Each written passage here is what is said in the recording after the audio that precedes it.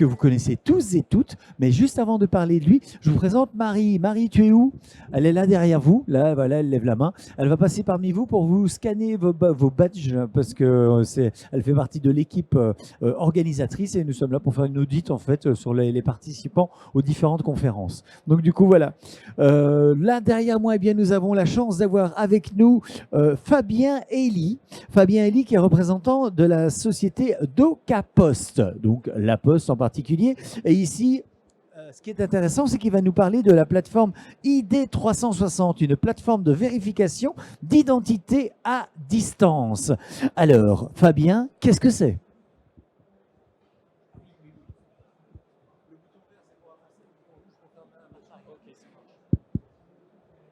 Bonjour à toutes et tous. Écoutez, merci d'être présents pour cette présentation. Donc effectivement, je vais vous parler d'une plateforme qui s'appelle ID360, qui traite de la problématique de la vérification d'identité, mais au-delà. Donc je vais vous expliquer un petit peu quel est l'objectif de cette plateforme et quelle problématique elle permet d'adresser. Alors, juste un petit panorama avant de rentrer dans le vif du sujet de la solution. Quand on regarde aujourd'hui la problématique de l'identification au sens large, qu'on parle de vérification d'identité ou d'authentification, finalement, on se rend compte que c'est un sujet qui est assez complexe, assez difficile à appréhender pour les entreprises, dans la mesure où il existe une multitude de solutions en la matière. Multitude de solutions qui vont varier en fonction du niveau de sécurité que les entreprises doivent gérer selon leur cas d'usage, selon le contexte réglementaire dans lequel elles évoluent, selon la réglementation qui peut être imposée par l'Europe ou par le territoire national dans lequel elles sont implantées, mais également une diversité qui est liée finalement au parcours qu'on va proposer aux utilisateurs. Donc, dans ce méandre de solutions, en fait, vous allez trouver trois grandes catégories. D'une part, ce qu'on appelle les parcours de vérification d'identité à distance, avec un niveau de granularité plus ou moins important en termes de contrôle, de sécurité. Donc, on va aller de parcours extrêmement simples où on va collecter la pièce d'identité d'une personne, extraire les informations d'identité et simplement vérifier la cohérence entre tout ça, jusqu'au parcours suprême, j'allais dire, qui est le parcours PVID, donc qui fait l'objet d'une certification par l'ANSSI et qui permet de garantir une vérification d'identité dite de niveau substantiel, donc équivalente à une vérification en face à face dans le monde physique. Deuxième catégorie, vous avez ce qu'on appelle les moyens d'identification électronique, où là, vous n'allez pas demander à un utilisateur de dérouler un parcours, mais vous allez lui permettre d'utiliser un moyen numérique qui va être autoporteur de l'identité et qui va permettre à cet utilisateur finalement d'accéder à un service sans avoir à reprouver son identité. Le simple fait d'utiliser ce moyen-là va garantir qu'il est bien la personne qu'il prétend être. Alors au sein du groupe, on a développé un MIE qui est aujourd'hui le seul qui est qualifié au niveau substantiel par l'ANSSI, qui est l'identité numérique de la Poste. Mais vous allez trouver là aussi une myriade de solutions. Par exemple, dans le domaine de la santé, vous avez pour les professionnels de santé ce qu'on appelle la ICPS, qui est la dématérialisation de la carte des professionnels de santé pour accéder à des services en ligne. Et puis, troisième grande catégorie, vous avez tout ce qui permet de faire de l'authentification à multiples facteurs, notamment à double facteur. Donc là, vous allez retrouver des solutions type OTP SMS, OTP mail ou des moyens physiques, comme par exemple des clés FIDO, donc des dispositifs que vous venez brancher sur votre PC et qui vous permettent d'éviter une authentification via du login password et qui garantit votre identité par simple plugin finalement dans le laptop. Alors, ID360, par rapport à ce panorama de solutions, c'est une plateforme que nous avons développée chez DocaPost, dont l'objectif est de simplifier la problématique de l'identification en agrégeant l'ensemble de ces moyens au sein d'une même solution. Comment ça se traduit, ça ? En fait, dans la solution, vous allez avoir la possibilité d'activer la modalité ou les modalités, parce que vous pouvez avoir de multiples cas d'usage à gérer avec vos utilisateurs et donc proposer différentes modalités pour pouvoir vérifier l'identité. Et donc, à travers la plateforme, vous allez pouvoir, par simple coche d'options dans une console qui est prévue pour, activer finalement les parcours ou les moyens que vous voulez mettre à disposition de vos utilisateurs finaux Et vous allez aussi pouvoir, dans les parcours que vous allez sélectionner, choisir le niveau de sécurité et de contrôle que vous allez demander à l'utilisateur. Donc en fonction du niveau de risque que l'entreprise va estimer par rapport à la problématique d'identification, elle va activer plus ou moins d'options de contrôle, par exemple, pour s'assurer de l'identité du porteur, choisir éventuellement de faire une comparaison faciale entre le visage de la personne qui est en train d'accéder au service et la photo de sa pièce d'identité, ou aller au-delà en faisant une preuve de vie, ou aller encore au-delà en faisant un parcours de type PVID. Donc vous avez vraiment toute la panoplie de contrôle et de niveaux de sécurité qui sont implémentés. Et l'originalité de la plateforme, c'est qu'elle permet d'utiliser à la fois des parcours en ligne avec finalement un certain nombre de contrôles qui sont automatisés, qui sont gérés par algorithme, mais également des solutions sur étagère, entre guillemets, qu'on intègre au fil de l'eau dans la plateforme. Donc aujourd'hui, on intègre évidemment l'identité numérique La Poste, maison mère oblige, mais également des solutions qui sont assez largement déployées auprès de la population, notamment France Connect, agrégateur de moyens d'identification que vous connaissez bien, et son pendant au niveau substantiel, qui est France Connect Plus, donc qui permet d'accéder à des services avec le même mécanisme que France Connect, mais sur des sujets beaucoup plus critiques et qui requièrent un niveau de sécurité plus important. Alors comment ça se passe pour pouvoir faire ce paramétrage? En fait, vous avez une console qui est ouverte à un administrateur de l'entreprise qui va intégrer la solution, dans laquelle l'administrateur à qui on va ouvrir le compte va pouvoir choisir les parcours, les moyens d'identification qu'il souhaite implémenter par rapport à un cas d'usage donné. Donc imaginons un opérateur de transport qui veut proposer un système de souscription à des abonnements spécifiques pour certaines typologies de voyageurs.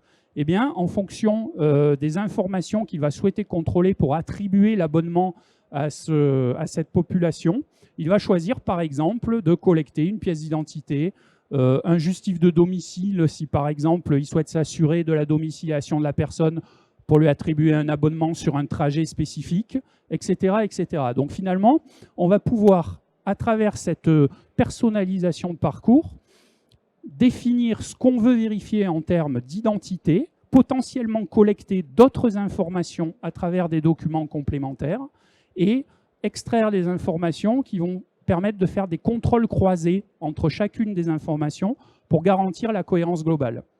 L'autre point qui est extrêmement important, et vous allez le voir dans la démonstration, c'est qu'on peut aussi, à travers cette console, personnaliser le look and feel du parcours. Donc globalement, une entreprise qui développe des IHM bleues et blanches et qui a un logo un petit peu allongé avec 3 traits bleus, va pouvoir définir dans cette console la couleur des polices, va pouvoir uploader son logo, de manière à ce que lorsque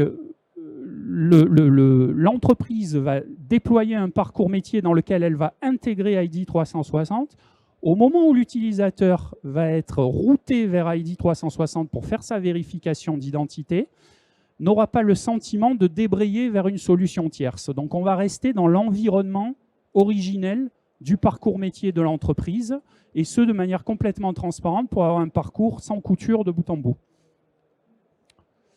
Alors comment ça se traduit d'un point de vue utilisateur? Eh bien, vous allez, une fois que vous avez choisi les parcours, les modalités d'identification que vous souhaitez mettre à disposition de vos utilisateurs, la plateforme, qui est une plateforme complètement APIsée, va générer de manière dynamique une page d'accueil qui va proposer différents menus donnant accès à ce que vous avez choisi de proposer à vos utilisateurs pour qu'ils prouvent leur identité. Donc là, vous avez un exemple qui n'est pas forcément représentatif de la réalité, dans lequel vous avez un parcours en ligne où vous allez pouvoir utiliser vos documents d'identité, prouver votre identité, ou bien vous pourrez utiliser éventuellement, si vous en êtes possesseur, une identité numérique, ou bien encore passer par France Connect. Donc globalement, via cette première page, l'utilisateur va choisir la manière dont il va prouver son identité et ensuite dérouler le parcours correspondant. Un dernier mot, et puis je vais passer à la démonstration pour illustrer mes propos. ID 360 embarque, comme je vous l'ai dit en introduction, différentes typologies de parcours avec des niveaux de sécurité qui peuvent être variables et qui peuvent aller jusqu'au niveau le plus important. Donc, cette solution-là, même si elle couvre des cas d'usage où on a des niveaux de sécurité entre guillemets faibles, ou en tout cas minimalistes, on l'a fortement orientée sur des exigences de sécurité importantes, à la fois du point de vue du système d'information, de la sécurité opérationnelle ou de la gestion des données personnelles. Pour ça, on a notamment, alors je ne vais pas vous détailler les différentes conformités, certifications qu'on a obtenues sur le sujet, mais on a notamment été audité pour obtenir une conformité à une norme de l'ETSI, qui est la norme N319401, qui est la norme socle des services de confiance numérique, qui vérifie en particulier la bonne adéquation entre la solution et les exigences d'un service de confiance en termes d'architecture, en termes de chiffrement des données, en termes de sécurisation des flux entre les différents éléments de l'architecture. Dernier point sur cet aspect-là, on gère de la donnée personnelle, mais on gère potentiellement aussi de la donnée biométrique, puisque dans certains parcours, typiquement quand on fait une comparaison faciale, on est obligé de gérer de la donnée biométrique. Donc de ce point de vue-là aussi, on a été extrêmement vigilant. On est en plus filiale d'une entreprise qui est beaucoup regardée sur ces sujets-là. Donc on a mené notamment une analyse d'impact sur la vie privée, qui est le processus de la CNIL, quand on gère des données personnelles sensibles ou critiques, ce qui est le cas des données biométriques. Et puis dernière dimension qui nous est chère aussi, on accorde beaucoup d'importance à la dimension éthique, donc on est très vigilant sur les jeux de données qu'on utilise pour entraîner nos algorithmes et éviter des biais. On a aussi une forte préoccupation de donner accès à la majorité de la population à notre solution, donc avec notamment des travaux alors, qui sont mentionnés comme en cours parce que c'est un travail finalement qui est sans fin et qui est dans un processus d'amélioration continue, mais des travaux autour du RG2A, donc le référentiel relatif à l'accessibilité aux outils numériques, avec notamment des éléments qui permettent de faciliter l'accès à la solution, par exemple à des déficients visuels ou à des gens qui souffrent de handicap, quel qu'il soit, pour leur permettre d'accéder au service, même si c'est un service numérique et même s'il a été pensé pour des personnes qui n'ont pas de difficulté d'accès à ce type de solution. Donc, je vais, si vous voulez bien, switcher sur la démo. Super. Alors, là, donc j'ai illustré en fait un cas d'usage pour cet événement. Donc imaginons une entreprise qui propose des jeux en ligne et qui finalement, à travers son parcours, propose un service de création de compte pour pouvoir faire du pari en ligne et qui pour cela doit s'assurer de l'identité de la personne à qui elle va ouvrir le compte.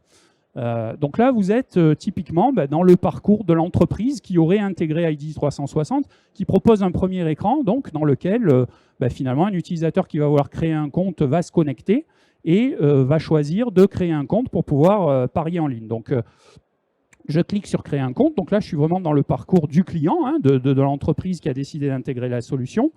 Première page informative qui explique ce que va devoir faire l'utilisateur et ce qu'on va lui demander pour pouvoir lui créer son compte. Donc on va lui demander de compléter ses infos et puis on va procéder à sa vérification d'identité. Donc là, première page déclarative, on est toujours sur le site du client. Donc le client va, l'utilisateur final va saisir ses coordonnées pour pouvoir créer son compte et va évidemment accepter les CGU et continuer. Et donc là, qu'est-ce qui s'est passé ? Le site de Paris en ligne en fait, a fait un appel à l'API ID 360 qui correspond à un parcours que le client aura configuré dans la console que je vous ai montré tout à l'heure. Et finalement, après cette configuration, l'appel à l'API va être fait avec des paramètres qui permettent de générer dynamiquement cette page. Donc là, ce que vous voyez là, c'est un débrayage vers ID 360, mais avec la customisation en termes d'IHM, de logo, qui est propre à celle du client. Donc on a finalement le client a le sentiment, en tout cas c'est mon sentiment, qu'il est toujours sur le parcours de l'entreprise qui propose les jeux en ligne, mais en fait il a débrayé sur ID 360. Alors là vous avez un cas d'usage où finalement pour ce parcours-là, on a proposé à l'utilisateur final soit de faire un parcours en ligne, soit éventuellement d'utiliser son identité numérique La Poste s'il en est déjà possesseur. Alors je vais vous montrer le parcours en ligne. Donc je clique sur utiliser mes documents. Donc là, on va commencer par donner quelques informations sur la manière dont ça va se passer. Donc on va demander à l'utilisateur d'importer son doc d'identité, de filmer son visage et de fournir des pièces complémentaires qui vont permettre de faire les vérifications ad hoc pour pouvoir lui créer son compte. On recueille le consentement, donc acceptation des CGU et de l'utilisation des données biométriques sans conservation, puisque vous allez voir qu'on va procéder à une comparaison faciale. Donc consentement de l'utilisateur. On lui demande ensuite de sélectionner sa pièce d'identité. Alors je prends l'exemple de la CNI. Je continue, on me demande d'accéder à l'appareil photo. Quelques consignes pour la prise de photo. Et puis là, donc, alors c'est simulé, hein, c'est pour m'éviter le micro et de danser en faisant la démonstration. Donc prise de photo de la face avant. On fait une vérification que le document est bien lisible. On propose éventuellement à l'utilisateur de reprendre sa photo s'il considère qu'elle est de mauvaise qualité. Idem pour la face arrière, on envoie la photo. Et puis ensuite, on a donc la phase de vérification du porteur du titre, où donc on va lui demander de réaliser des challenges en capture vidéo pour pouvoir attester de son identité.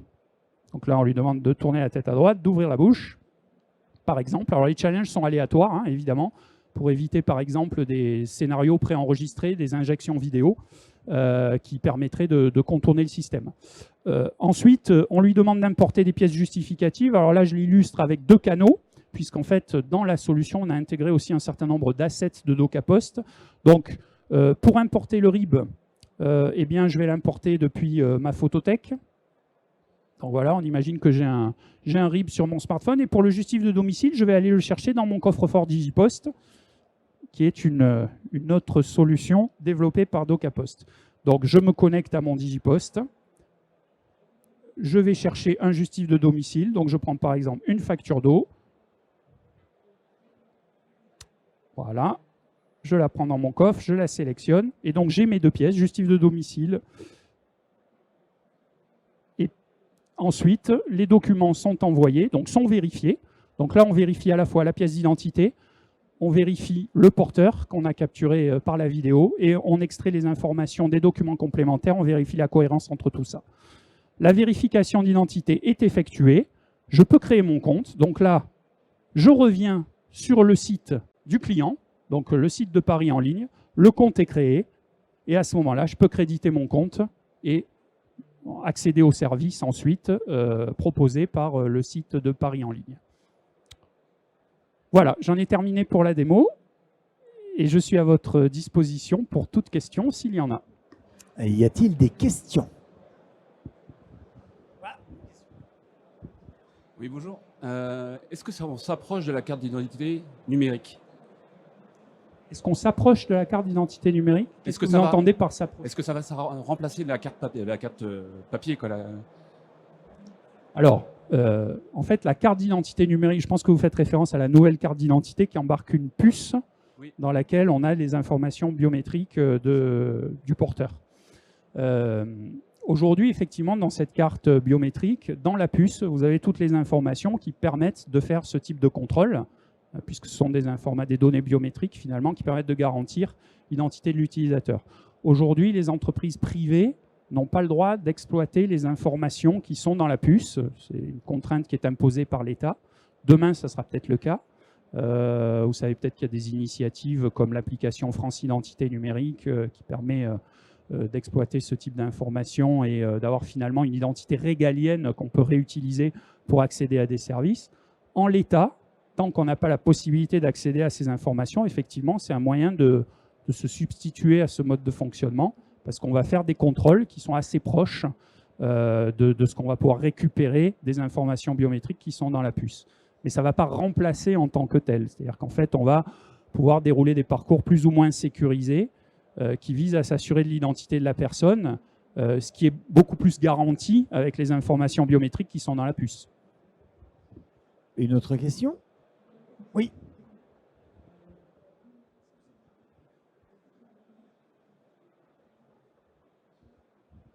Bonjour. Bonjour. Je me demandais si la plateforme supportait aussi l'identification, la vérification de personnes morales ou uniquement personnes individuelles. Très bonne question. Aujourd'hui, ce qu'on fait, c'est donc dans les pièces complémentaires qu'on est capable de collecter, on sait collecter et vérifier des cabis dans lesquels vous avez effectivement les représentants légaux des entreprises. Donc on ne fait pas de vérification d'identité de personnes morales en tant que telles. En revanche, on est capable de faire la vérification d'identité de personnes physiques représentants légaux d'une personne morale. Ça, c'est ce qu'on a aujourd'hui dans la solution. On travaille par ailleurs avec d'autres équipes chez DocaPost à la création d'une identité personne morale qu'on intégrera vraisemblablement à terme dans la plateforme, puisque, comme je l'expliquais, l'objectif, c'est vraiment d'adresser la problématique d'identification au sens large, que ce soit personne physique ou personne morale, de la manière la plus exhaustive possible, même si on sait très bien qu'on ne saura pas couvrir toutes les solutions du marché, mais c'est vraiment ça l'objectif. Donc c'est dans la trajectoire, et en attendant, on sait vérifier l'identité d'une personne physique représentant légal d'une personne morale. Nouvelle question? Non? Ça marche. Mesdames et messieurs, c'était donc Fabien Elie qui représentait DocaPost. Merci beaucoup. Et merci à vous, merci à tous. s'il y en avait d'autres qui avaient d'autres questions, sur quel stand peut-il venir vous retrouver? Alors je crois, sans dire de bêtises, que c'est le D45. C'est bien ça, hein? Ouais. Donc on est juste derrière, là, si vous regardez un petit peu en l'air, vous voyez le logo. Donc on n'est pas très loin. Parfait. D45, donc pour davantage de réponses si vous aviez besoin de plus d'informations.